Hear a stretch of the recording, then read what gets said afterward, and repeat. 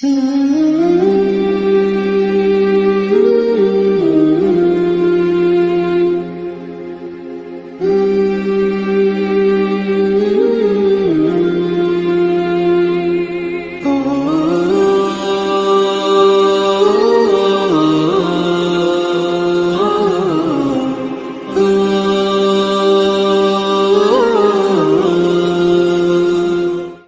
the right thing even when no one's watching. Always be honest, always be upright, and Allah subhanahu wa ta'ala will take care of you. Those who are in my seerah class, what did I say was the reason the Prophet ﷺ got promoted from being a shepherd to a merchant? His honesty, right? He had the lowest paying job of that community, a shepherd. But he did it with integrity. He did it honestly. He did it as best as he could. He didn't look down upon it. He's like, this is a lousy job. I'm just going to come here, punch in and punch out. No. He did it knowing he is ultimately serving Allah. We're all slaves of Allah, even if we have this job or that job. So no matter what job you have, even if your job is to be a good son or a good daughter, that's a job. Job by who? Given by Allah subhanahu wa ta'ala, right? So treat everything with excellence. Do your best. And you'll be noticed. The Prophet, once he was doing his best in that shepherd job, who noticed him? Who remembers from Seerah class? Who noticed him? Hala, right? The sister of Khadija. And Khadija was looking for someone to take over her business. And so Hala came to her and she says, I know someone who is going to be perfect for you. Not in terms of marriage yet. We're talking about in just the business part. So he got promoted from being a shepherd to a businessman. And once he did his best as a businessman, then Khadija wanted to marry him, right? Because, like I said, you move up by doing good in life. And Allah will never waste your good efforts. Don't think, the famous saying, nice guys finish last. That's not true, right? Because with Allah subhanahu wa ta'ala, they finish what? First, right? We have to see who are we serving. If we're serving the people, yeah, maybe we'll finish last with the people. But Allah will eventually bring us back to the front. He'll bring us back to where? First place. Just like the Prophet ﷺ, Surah Al-Duha, what did Allah say? You were poor, we made you rich. You were an orphan, we gave you a family. You were misguided, we made you a prophet. You see how that comes back full circle? This man here who found the necklace, married the most beautiful person that everybody wanted to marry. And at the end, he got the necklace back. And he got 100,000 dinars. And he'll get Jannah. Only because he did the right thing even when no one was watching. Okay? So let that lesson be to all of us. Always do the right thing.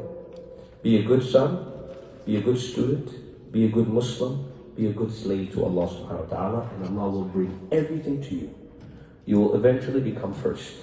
Okay? Don't compete with people over unimportant things. Compete with them for one thing only. The pleasure of Allah. Always compete for what? Let's say together. The pleasure of Allah. If you compete for that, you'll see the lane is open. Not a lot of people want to compete in this field. So you'll have a good chance of winning. There was a beautiful girl at the time that everybody wanted to marry. So they came to him and they said, we want to marry you, this beautiful girl. And for them, if he married her and they had children, that he would be firm, planted in their community. They knew he couldn't leave then. So they offered him this bride, and on the wedding day, she comes and everybody's there. And guess what he saw on her? Who can guess what he saw on her? The necklace. The necklace. He's staring at the necklace and not her, and she started to feel hurt and cry. She said, he doesn't even look at me. He's looking at the necklace. And so the people said, Sheikh, why are you just looking at her necklace? How come you haven't looked at her? And he says, you don't understand. That necklace has a story behind it. I know that necklace. And they said, what is the story, Sheikh?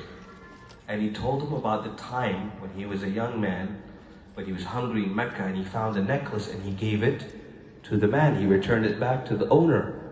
And they said, that is the owner. This is our father. He died and he told us he met a man who was righteous and honest in Mecca, and he made dua to Allah, oh Allah, please help him help me to meet him again, or help my family to help him to be part of my family. He used to always make dua. And you are now coming here, and how you know the story how he came?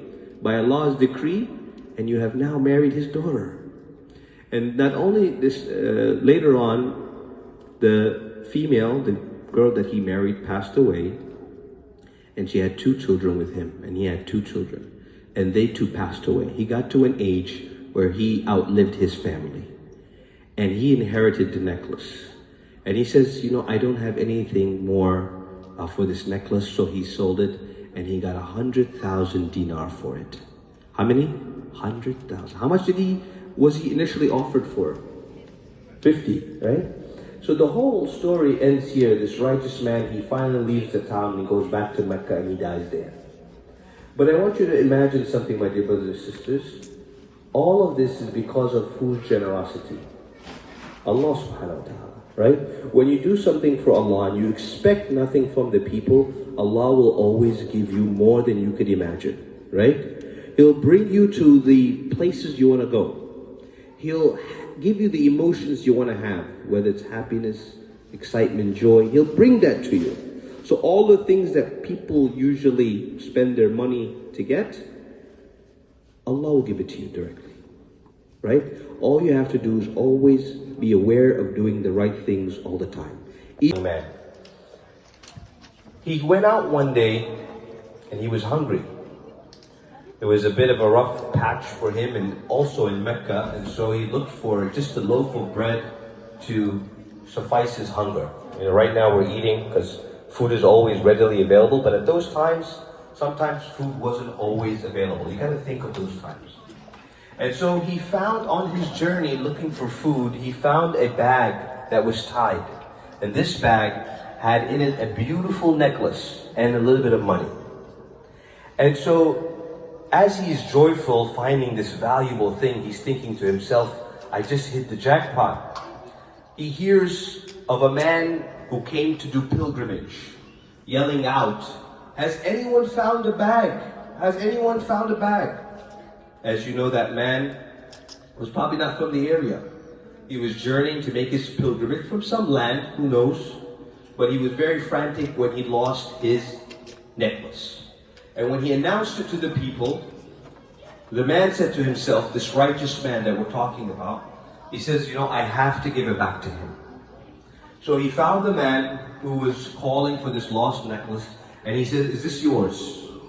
And he showed him the bag, and he opened it, and the man said, yes, this is mine, thank you so much. He was excited to find what he had lost. And he offered the man 50 dinars. That was the currency of that time. He says, I'm going to give you 50 dinars for finding this necklace as a reward for you. And so the man said to himself, this righteous man, he says, you know, I could really use this 50 dinars. I could buy food with it. I could feed my friends and whoever is in need at this time with it. But he said to himself, how could I take this money when I only returned what was his?